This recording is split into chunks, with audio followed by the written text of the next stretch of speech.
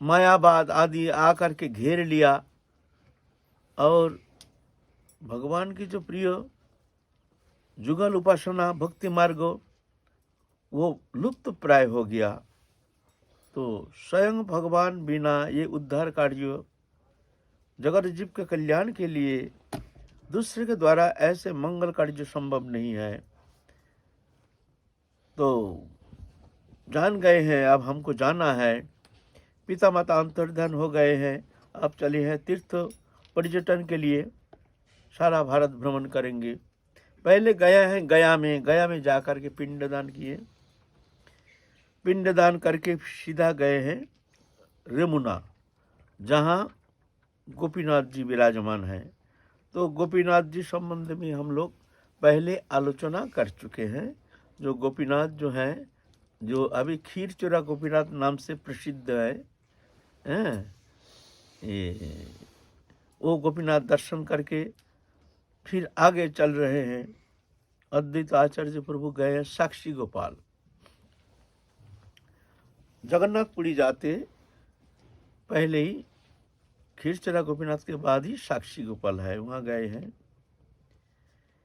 साक्षी गोपाल दर्शन करके खूब आनंद नृत्य किए हैं। ये साक्षी गोपाल इतिहास प्रसिद्ध गोपाल जी हैं। वो गोपाल जी थे वृंदावन में। अभी जहाँ गोविंद जी हैं, गोविंद मंदिर है, पुराना गोविंद मंदिर रंग जी के सामने जो है, वहाँ गोविंद जी के सामने अभी भी वो गोपाल जी मंदिर का भग्नावशेष है, वहाँ पहले विराजमान थे। थोड़ा सा उस संबंध थोड़ा सा आस्वादन करेंगे।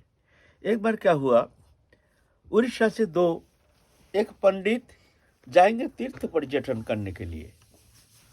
तो तीर्थ पर्यटन करने के लिए जाएंगे, उनका बहुत सारी धन संपत्ति थी, तो साथ किसी को ले जाना जरूरी है। उतना उम्र भी ढल गया है, सेवक चाहिए। तो पड़ोसी कोई ब्राह्मण युवक है, लेकिन धनाढ्य नहीं है, गरीब है और उतना उच्च कुल के है नहीं। ब्राह्मण तो है, ब्राह्मण का अंदर बहुत श्रेणी भेद हैं, उच्च कुल है, ऐसे बहुत सारे श्रेणी भेद है। तो एक निम्न कुल के ही एक ब्राह्मण उनको ले गए साथ। चलो भाई तुम हमारे साथ चलो, तुम भी तीर्थ पर्यटन करोगे, हम भी तीर्थ पर्यटन करेंगे, हमको तीर्थ पर्यटन कराओगे, तुमको एक पैसा भी चाहिए नहीं देना होगा, हमारे पास जो पैसा है हम खुद तुम्हारे समस्त खर्चा हम निर्वाह करेंगे, तुम सिर्फ हमारे साथ चलो।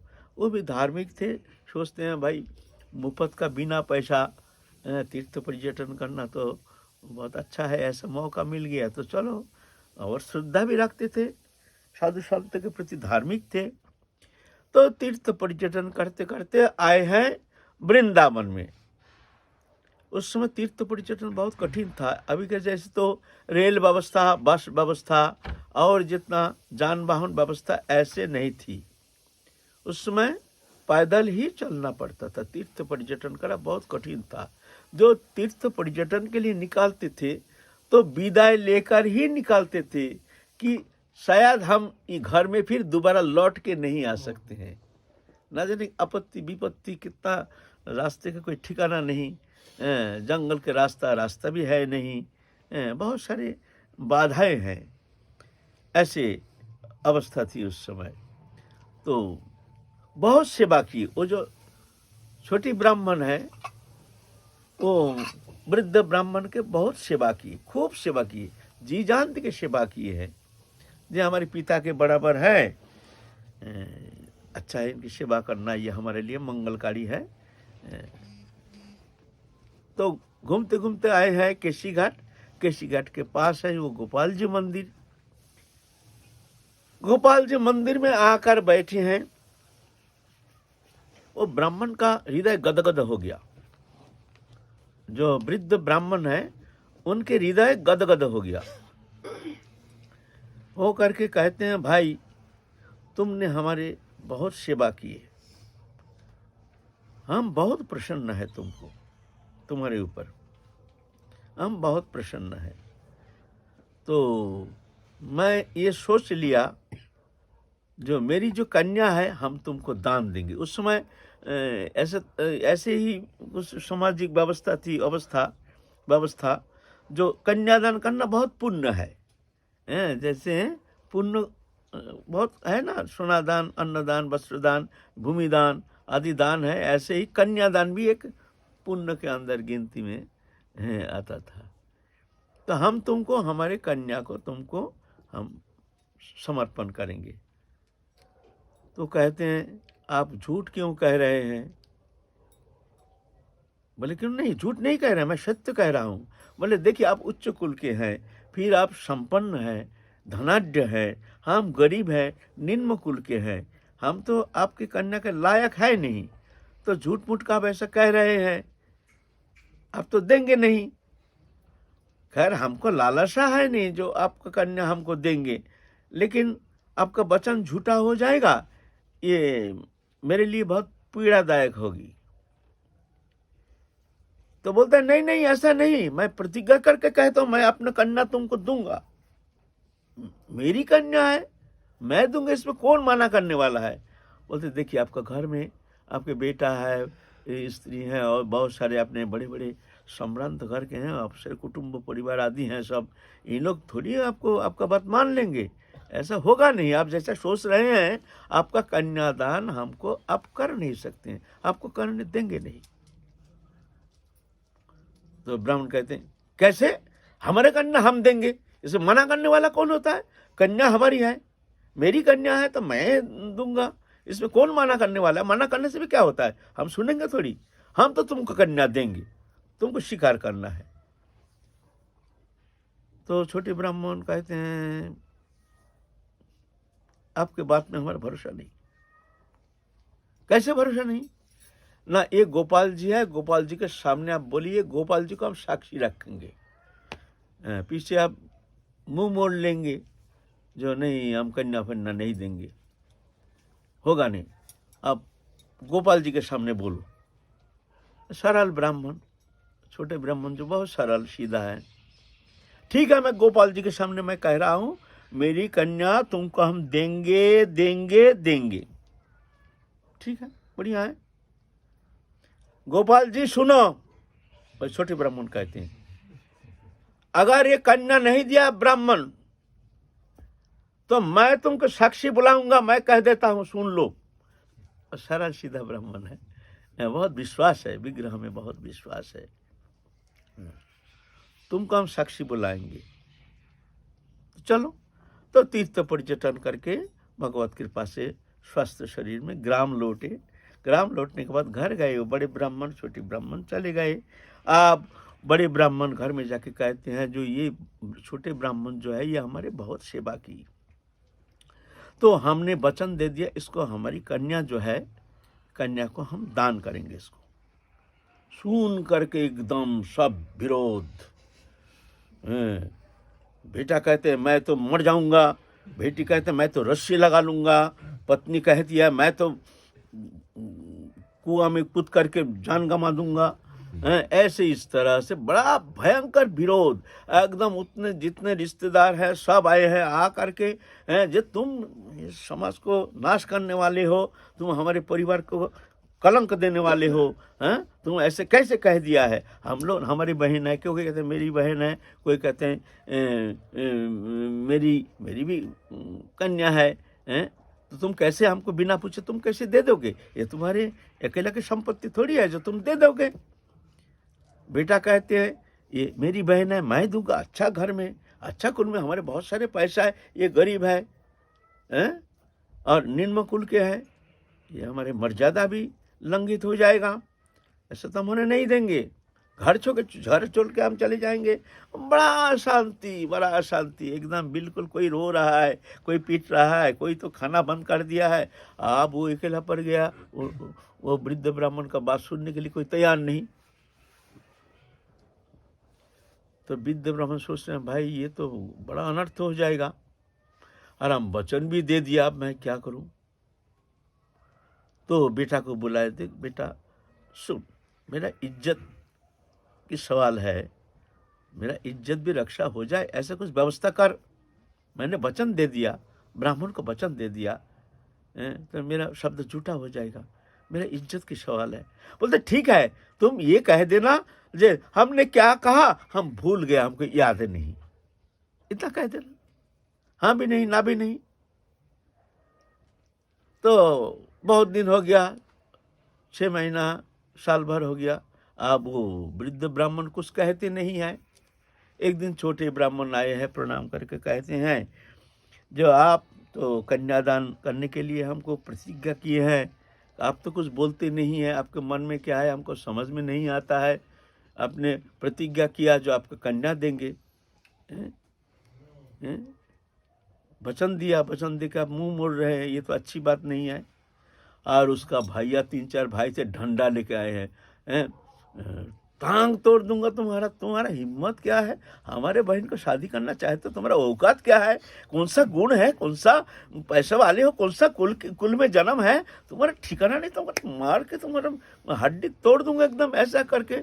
ब्राह्मण तो डर के मारे भाग गया, भाग करके फिर दरजा के पास आकर के चिल्ला रहे हैं, जी आपकी बेटी के लिए हमारे कोई ऐसे लालसा नहीं है, लेकिन आप जो कह रहे हैं कन्या के विषय कुछ कह नहीं रहे हैं। तो वृद्ध ब्राह्मण कहते हैं, हमने क्या कहा उस समय हमारे तो कुछ याद नहीं है, वृद्ध हो गए ना, कुछ याद नहीं। देखते हैं तो ये तो मुंह मोड़ रहे हैं। तो देखिए, याद आपको दिला देंगे, हम साक्षी रखें गोपाल जी को, हम साक्षी बुलाएंगे, साक्षी बुलाएंगे तो अब देंगे ना। तो सब हंस रहे हैं कि विग्रह जो है वहाँ यहाँ आएंगे साक्षी देने के लिए, और साक्षी को बोले ना बहुत विशाल मूर्ति, विशाल कुष्ठ पत्थर का बहुत विशाल मूर्ति। तो बोलता है अगर साक्षी बुलाएं तो आप देंगे ना। तो सब बोलते हैं हाँ हाँ जरूर जरूर। वो लोग जानते हैं क्या विग्रह कभी आते हैं साक्षी देने के लिए, कोई संभव है, ऐसा तो संभव होता नहीं है। बढ़िया है, विग्रह तो आएंगे नहीं आएंगे तो हम भी कह देंगे भाई हमारा कन्या हम देंगे नहीं, तुम्हारा साक्षी आई नहीं।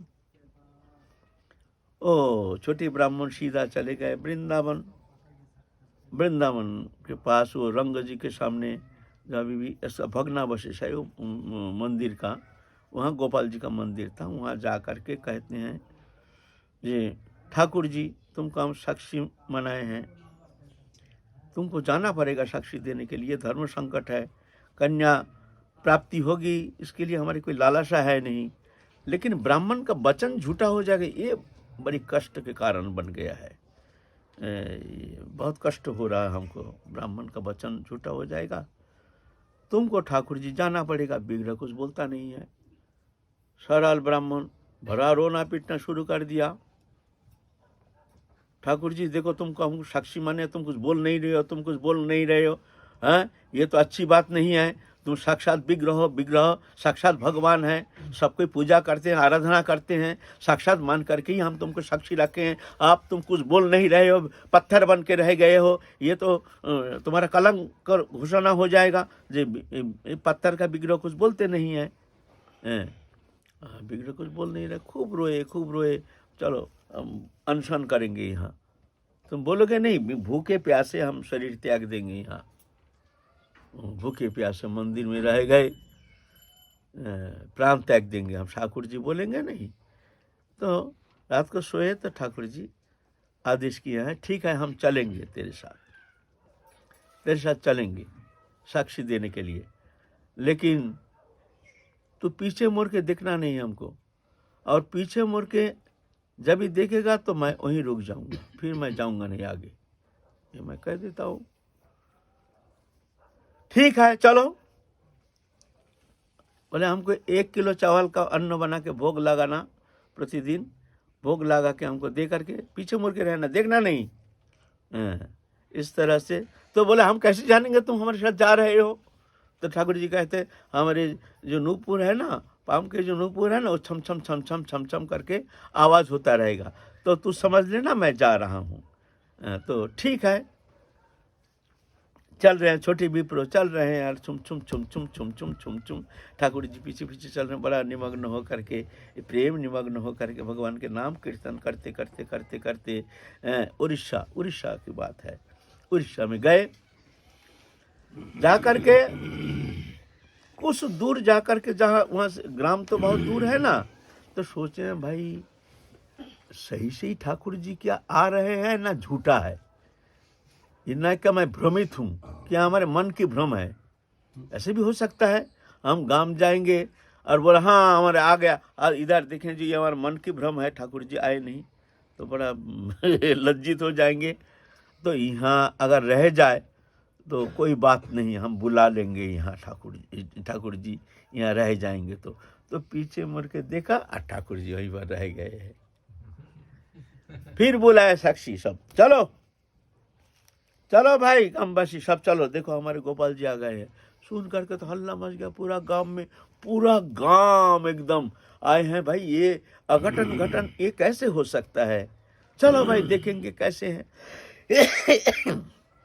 सावा के दिखे हैं बड़ी सुंदर दिव्य विग्रह। तो बोलो बोलो ठाकुर जी तुम बोलो, ये ब्राह्मण जो कह रहा है ये कन्यादान किए हैं कि नहीं। तो ठाकुर जी कहते हैं हाँ, बड़े विप्रो छोटे विप्र को अपना कन्यादान किए हैं। आवाज आया सिर्फ, अच्छा गंभीर आवाज, बड़े विप्रो छोटे विप्र को कन्यादान किए हैं। बस बड़े आनंद, सब कोई बहुत एकदम उल्लासित हो गए इसलिए कि भाई ऐसे अघटन घटन तो कभी सुना नहीं गया कभी। एक अभूतपूर्व घटना, अदृष्टपूर्व घटना, अश्रुतपूर्व घटना। सब कोई आनंद मुखरित हो करके सब भेंट प्रणामी लेकर के पूजा सब उपकरण लेकर के उपहार लेकर के आए हैं। आप ठाकुर जी तो जाएंगे नहीं, बोले हम जहाँ के तहाँ रह जाएंगे। तो वहाँ के राजा आए हैं ले जाने के लिए, जो ठाकुर जी तुमको हम ले जाएंगे चलो। तो वहाँ से उनको लेकर के वहाँ साक्षी गोपाल अभी स्टेशन है, वहाँ आप लोग अगर आप चलेंगे जगन्नाथपुरी के लिए, वहाँ साक्षी गोपाल एक स्टेशन है, अभी भी प्रसिद्ध है साक्षी गोपाल नाम से। ये भगवान लीला करते हैं, जो सत्य है विग्रह सत्य है वो प्रमाणित किए हैं। ये कोई प्रमाणित, ये कोई कल्पना नहीं, ये कोई किंवदंती नहीं। कुछ किंवदंती होता है, ये किंवदंती नहीं है, क्योंकि उसका भग्नावशेष अभी भी वृंदावन में है। आप लोग जाएंगे गोविंद जी के सामने अभी भी छोटी छोटी ईंट के टुकड़ा का मंदिर का भग्नावशेष अभी को देखने को मिलेगा। वो जो प्राचीन जो ब्रजवासी है वो लोग जानते हैं यहाँ गोपाल जी का मंदिर था। साक्षी गोपाल विग्रह सत्य है, विग्रह सत्य है, ये सत्य है। विग्रह का तो बहुत सारी लीला है, बहुत सारी लीला है। हमारे गुरु जी का ही आश्रम टोटा गोपीनाथ बहुत विशाल विग्रह, वहाँ गदाधर पंडित सेवा करते थे। वृद्धावस्था में माला पहनाने में बड़ा कष्ट होता था, मैंने वृद्ध हो गए ना, और बहुत बड़ा विग्रह है, माला पहनाने सीधा होके पहनाने बड़ा कष्ट होता था। ठाकुर जी को बड़ा कष्ट महसूस हुआ, तो स्वप्नादेश किया गदाधर पंडित को, गदाधर देखो तुमको कष्ट होता है, देख करके हमको बहुत कष्ट होता है, तो हम बैठ जाएंगे, तुम हमारे लिए तो माला पहनाना। तो सुबह आकर के देखते हैं जो ठाकुर जी बैठ गए हैं, बैठी हुए श्री कृष्ण, वंशी धारण किया है लेकिन बैठी हुई। विश्व में एकमात्र ये टोटा गोपीनाथ, जो जगन्नाथपुरी जाएंगे तो टोटा गोपीनाथ अवश्य दर्शन कीजिए, वो हमारे गुरु जी की सेवा है अभी। लेकिन अभी तो गुरु जी है नहीं, हम लोग भी वहाँ रहते नहीं हैं, आप दूसरा कोई सेवा देख रहे हैं, लेकिन गुरु जी को, हमारे गुरु जी को वो दान किए हैं, वो मंदिर सेवा समर्पण किए हैं, ये प्रमाणित है। विग्रह ये कोई पत्थर नहीं है, साक्षात भगवान में विग्रह में कोई फर्क नहीं है, भाव होना चाहिए, है ना। तो ये साक्षी गोपाल जो है अभी भी विद्यमान है। तो अद्वैत आचार्य प्रभु ने साक्षी गोपाल में 2-4 दिन रह करके बड़े आनंद नृत्य गीत करके गए हैं जगन्नाथपुरी जाके वो जगन्नाथ के झांकी दर्शन करके आनंद विभोर के नृत्य गीत किए हैं, खूब नृत्य गीत किए हैं। फिर वहाँ से जगन्नाथपुरी उधर के जितना सब तीर्थ आदि हैं सब पर्यटन करके धीरे धीरे चल दिए हैं दक्षिण भारत के लिए। दक्षिण भारत में जा करके वहाँ जो कन्याकुमारी वहाँ जाके दर्शन किए हैं और आदि जितना तीर्थ है दर्शन करके आए हैं। उडुपी में, उडुपी है मध्वाचार्य संप्रदाय के गद्दी, वहाँ विराजमान थे माधवेंद्रपुरी।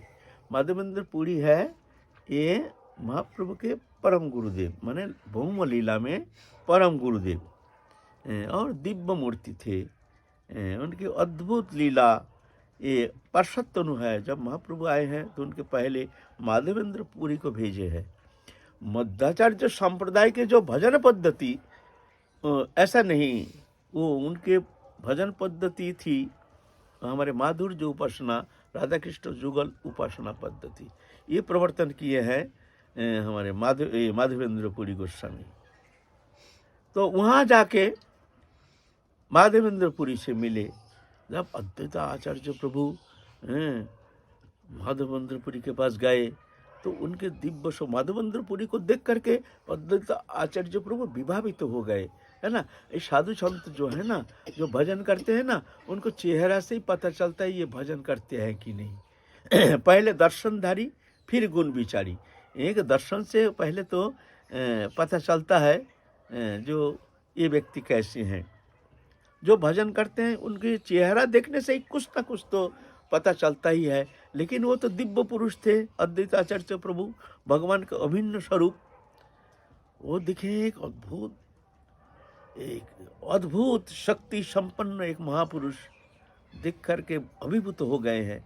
और माधवेंद्रपुरी पाद भी अटल होकर के एकदम स्थिर होकर के देख रहे हैं। जो ऐसे दिव्य पुरुष भौमलोक में तो हम देखे नहीं हैं। उस समय भगवत कथा आलाप कर रहे थे, भगवत व्याख्या कर रहे थे माधवेंद्रपुरी।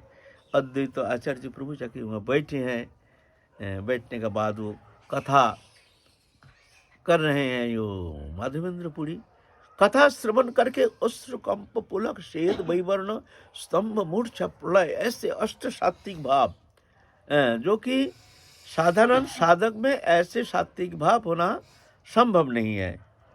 तो माधवेंद्रपुरी कहते हैं ये जो भाव है, भाव की जो विकार है, भाव की जो अवस्था है, ये साधारण मनुष्य में होना संभव नहीं है।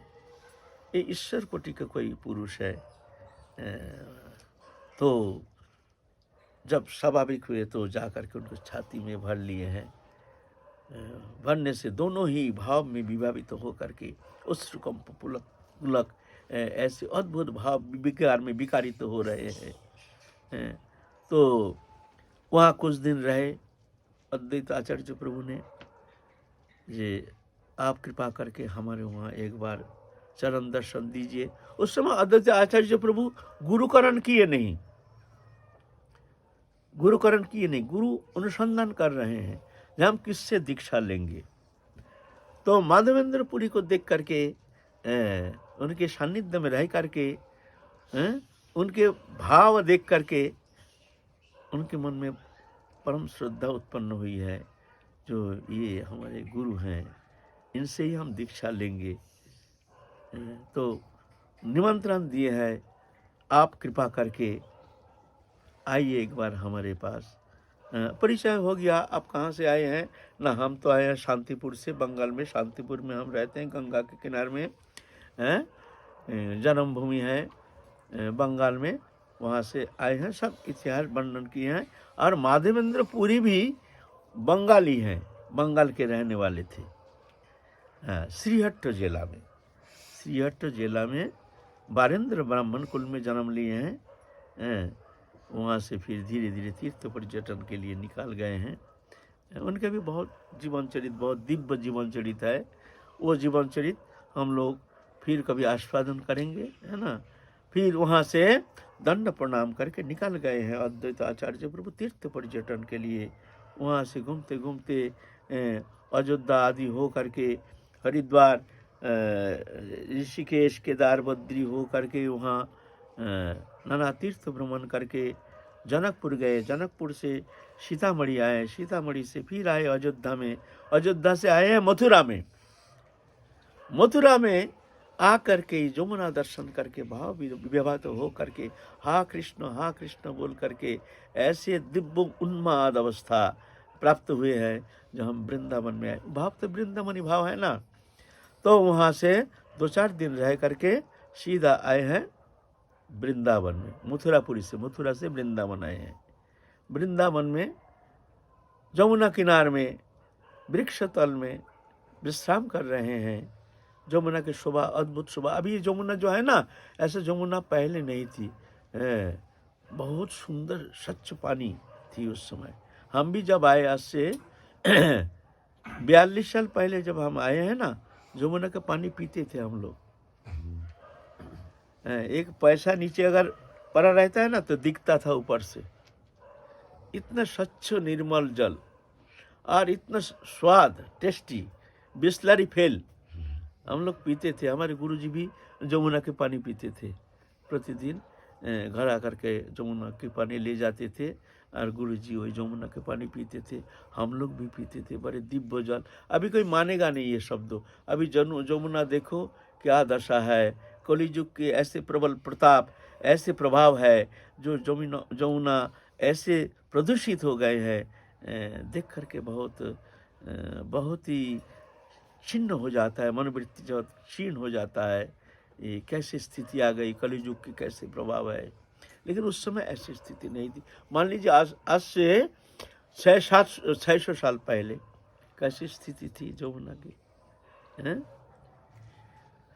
तो यमुना किनार में एक वृक्ष तल में अद्वैताचार्य प्रभु विश्राम कर रहे हैं।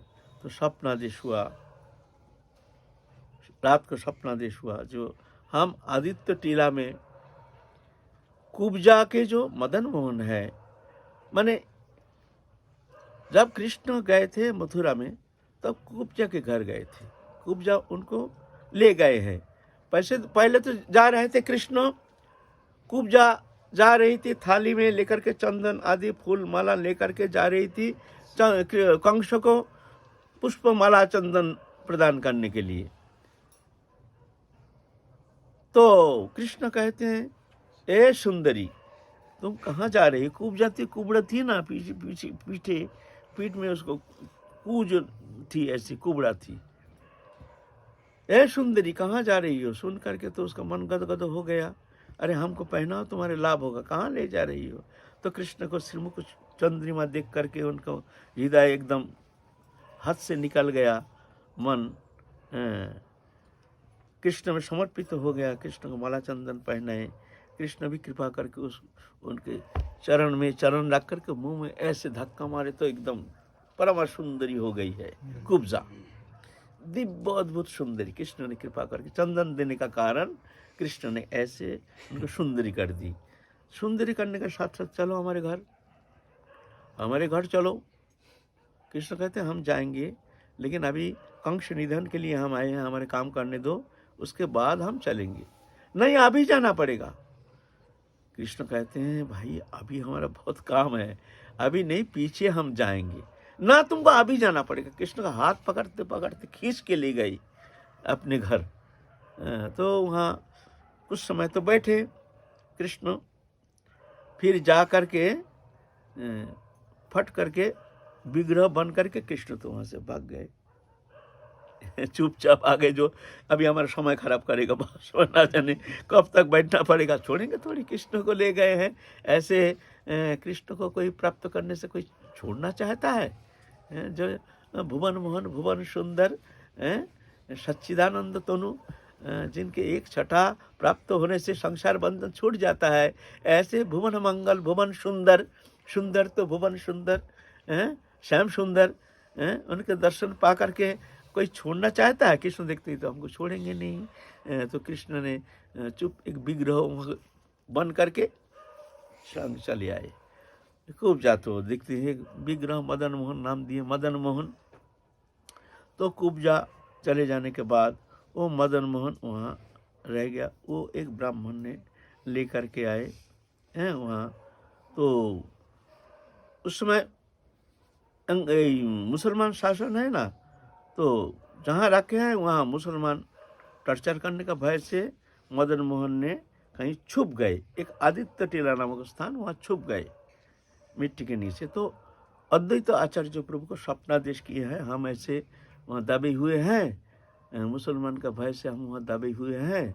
भगवान की लीला, भगवान मुसलमान का भय से दबे हुए हैं। ये नहीं तो भक्तों को कैसे लीला आस्वादन कराएंगे? ये तो भगवान की भौम लीला है, यही विशेषता है भगवान की।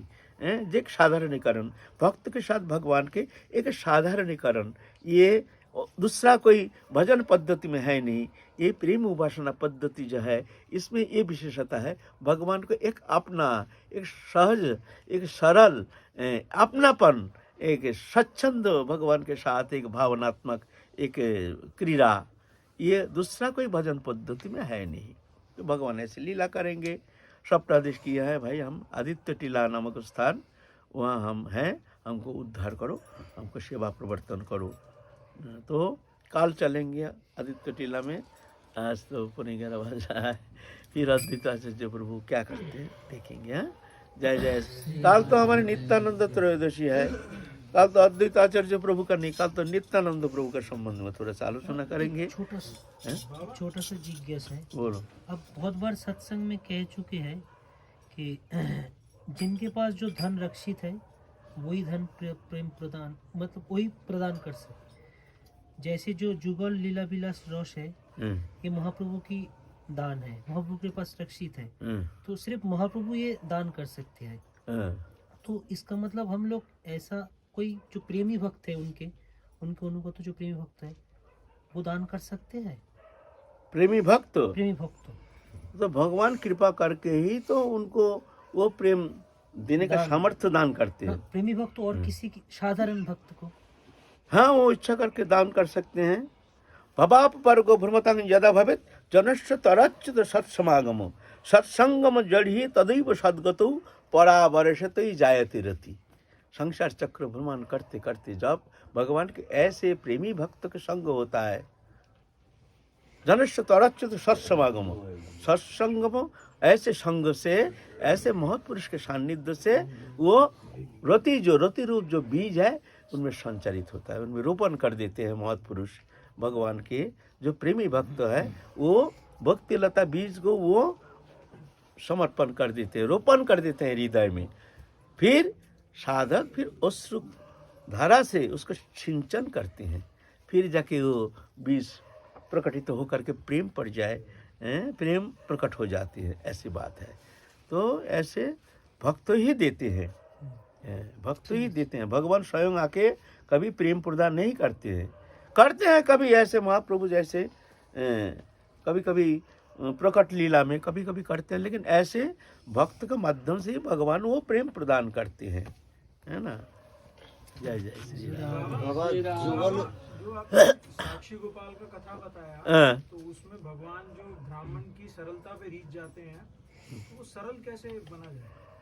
देखो, सरलता तो एक स्वाभाविक अंतःकरण व्यक्ति, जो कुटिल है वो सरल होना बहुत कठिन हो जाता है, जो सरल है वो कुटिल होना भी बड़ा कठिन हो जाता है। स्वभाव है, ये स्वभाव जन्म जन्मांतर के संस्कार के कारण ऐसे स्वभाव, किसी को कोई सौभाग्यशाली कोई साधक में ऐसे सरलता दिखने में आता है। सरलता है तो मान लो साधक जीवन में वो बहुत आगे निकल गया।